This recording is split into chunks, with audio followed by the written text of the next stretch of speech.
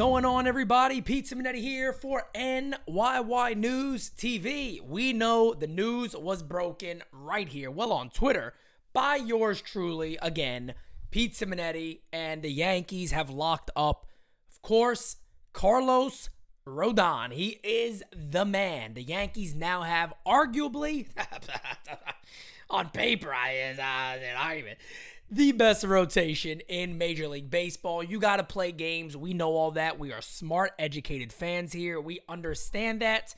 You have to play games. But the Yankees are now putting themselves into a really good position to really go all for it in 2023.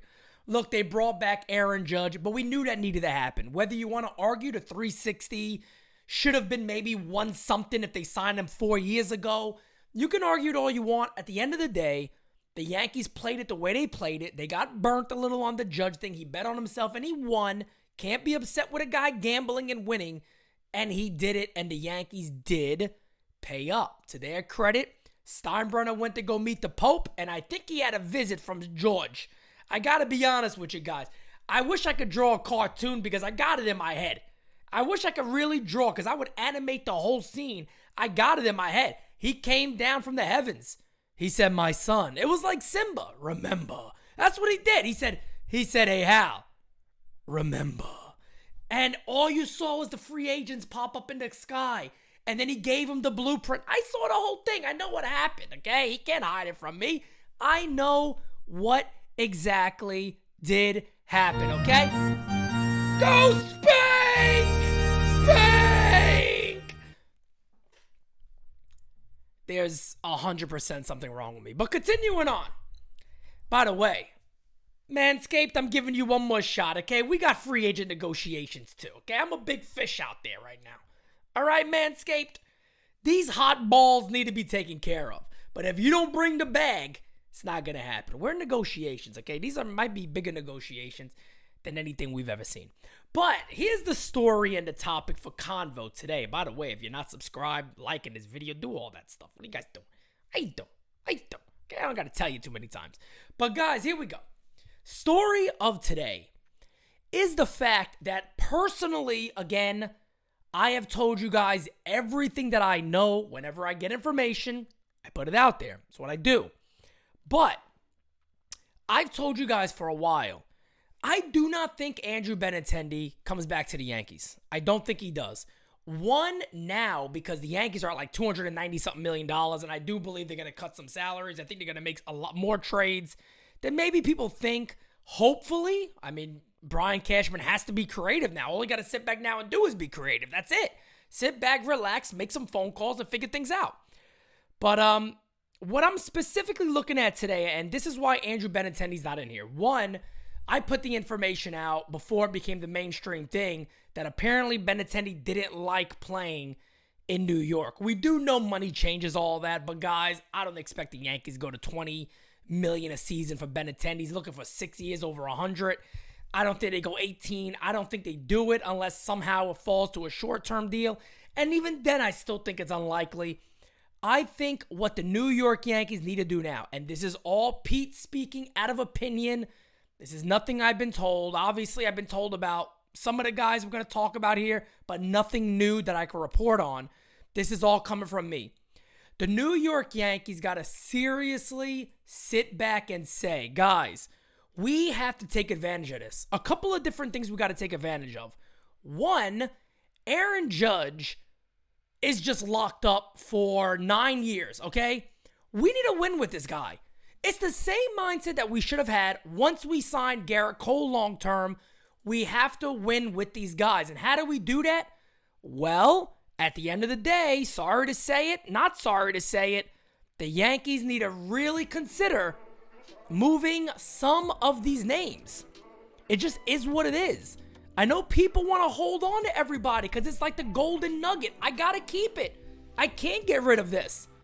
But guys, the Yankees really have to think about this. Not all of these guys are going to make it. And if you believe they are, I'm sorry to tell you, you're wrong. You want to know why you're wrong? Look at the past. Is it possible that 3 of the top 10 make it? It's possible. How likely is it? It's tough. We see the names now. We go, wow, they're good, though. They're good, though, Pete. Yeah, we thought that about Gary Sanchez. We thought that about Jesus Montero. We thought that about a lot of Yankee prospects. They didn't turn out. Prospects do not always turn out. Most of them will not turn out to be all-stars or everyday ball players. Volpe, Dominguez, Peraza, Wells, Piera, Sweeney, Spencer Jones, Will Warren, Clayton Beeter, Luis Heel, Roderick Arias, Yoendry Gomes, Thorpe, Vasquez, Reiling. We know these guys. Yankees got to make their mind up. What is best for your team right now? What is best to win number 28? And guys, I'm going to give you a couple of names.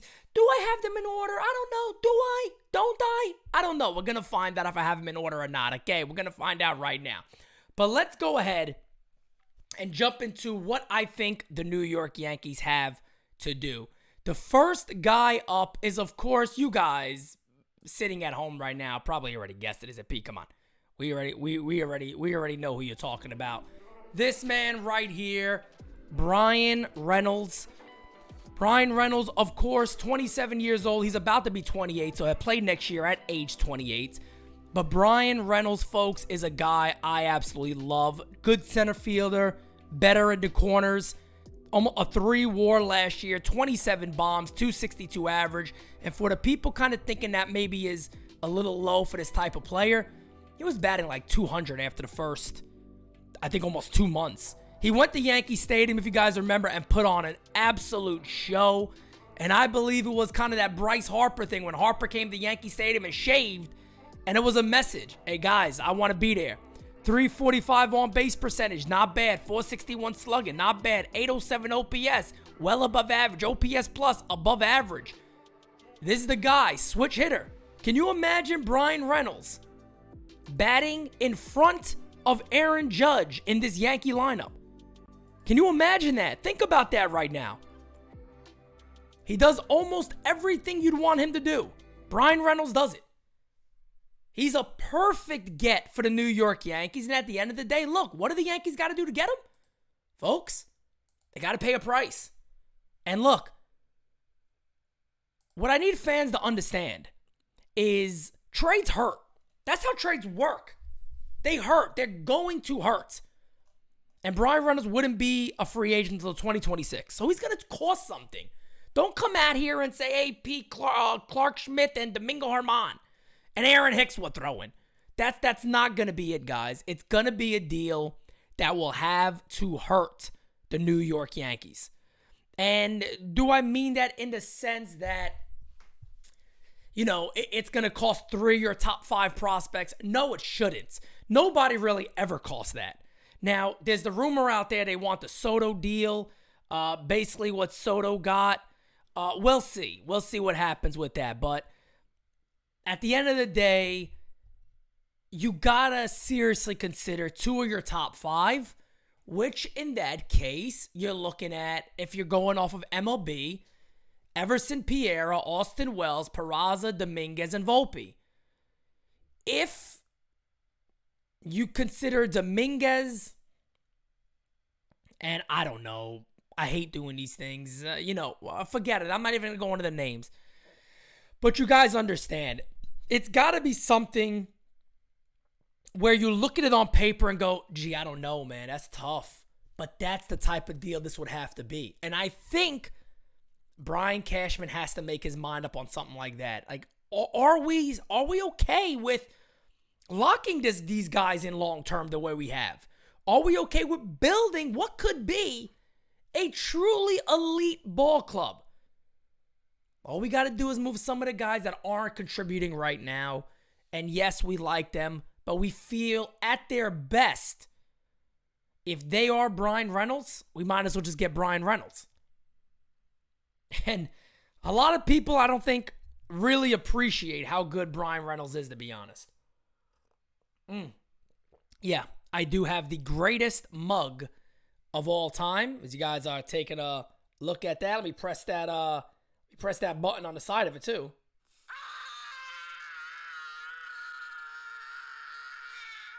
There it goes. Yeah, how you like that? The Kevin McAllister Scream Mug, okay? Enjoy. Let's move on to our next name of a player that I actually really, really like. And there's a little, birdie out there, rumor out there, so to say, that there's another club also that likes him. And it's a club that we don't like too much. Apparently, the Houston Astros are really in on our friend Daulton Varsho. Let's take a little quick look here at Daulton Varsho and why you should like this player. Daulton Varsho is indeed 26 years old. He'll play some of next year at 26 until about the deadline when he'll turn 27 years old. So a young guy isn't a free agent until 2027. He's going to cost something too.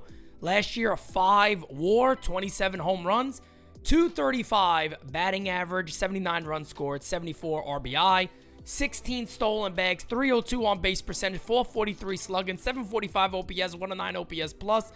Those numbers are about average.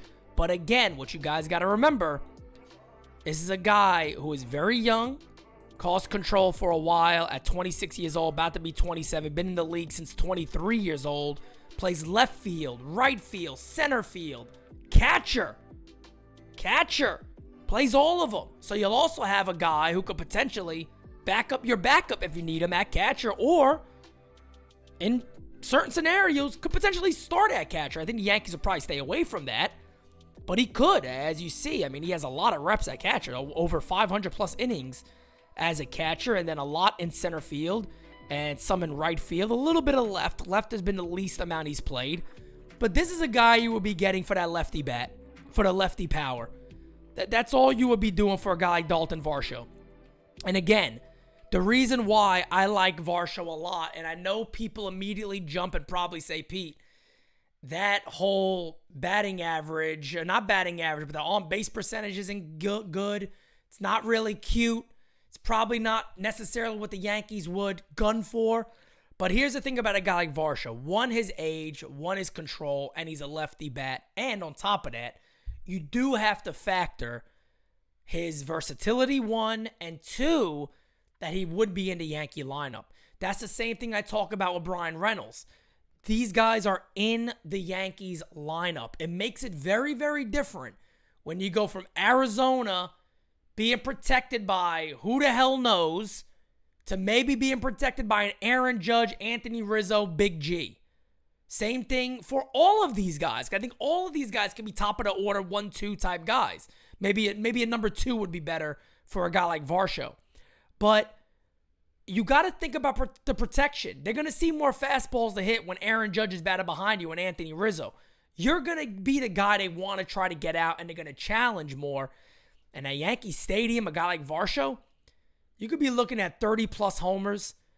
I do believe the K numbers will drop a little bit, as he's not the guy you really want to try to pitch around and try to get out in a certain way. You want to go at him more in this Yankee lineup. I think that's something to consider. But I think Daulton Varsho is a very nice potential get for the New York Yankees. The next one on the list is not Alek Thomas. We're going to talk about Alek Thomas. I like Alek Thomas a lot. But the first guy we're going to talk about is one I've already told you guys about, Jake McCarthy. Now, Jake McCarthy is a very good, very solid average outfielder. A lot of people say he's above average. But the overall numbers for McCarthy had a great year, well above his projections. 2.4 WAR, 8 home runs, 283 batting average, 53 runs scored, 43 RBIs, 23 stolen bags, 342 on base percentage, 427 slugging, 769 OPS, and a 118 OPS plus. All of those numbers are really above average. And he's a guy, again, very young. A lot of people for years saw him as a potential fourth outfielder, but he really bursted onto the scene and has looked fantastic. 25 years old, had played most of his 2023 season at 25. His birthday is not till July 30th. So here's another guy who will cost less than Varsho and Bryan Reynolds.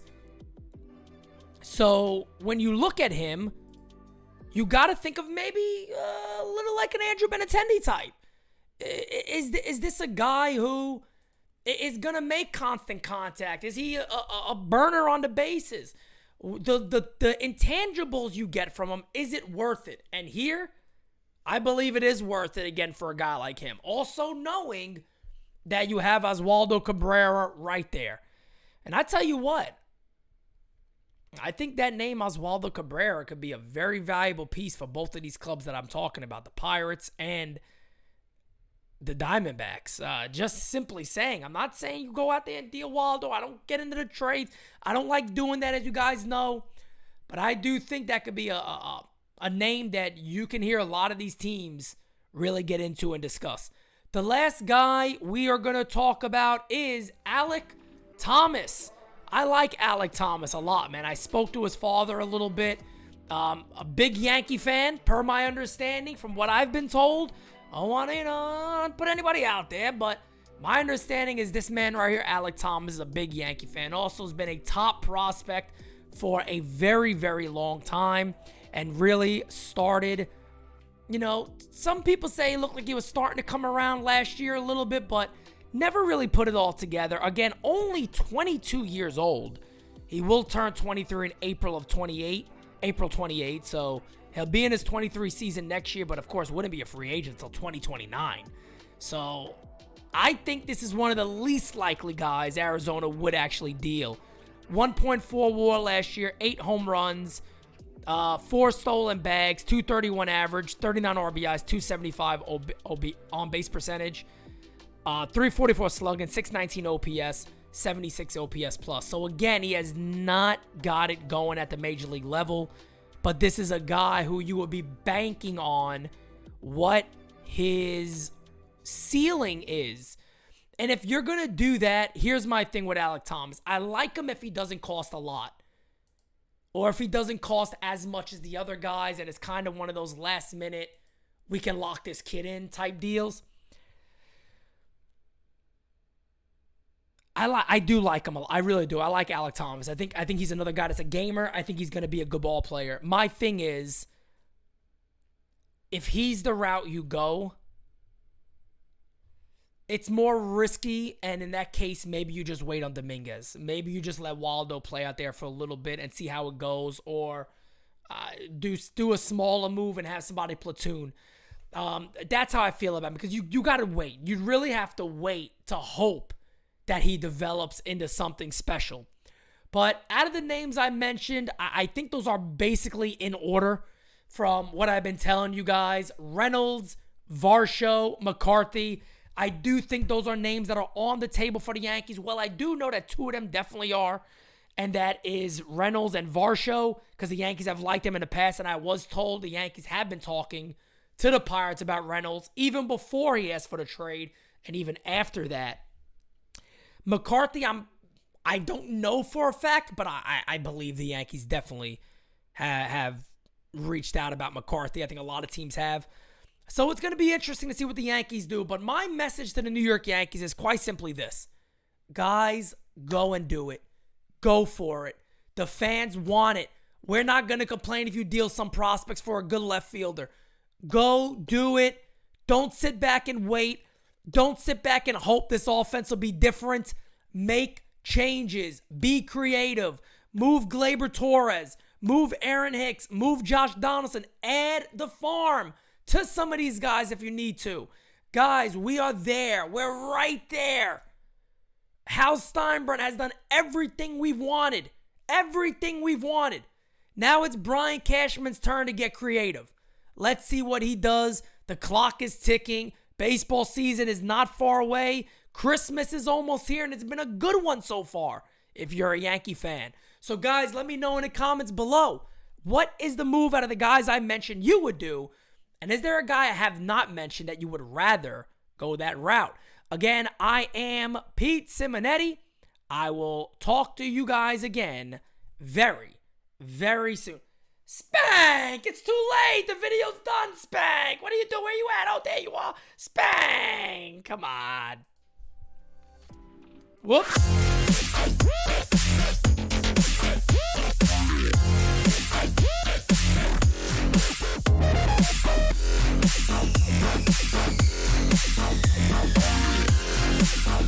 I want it right today! Today,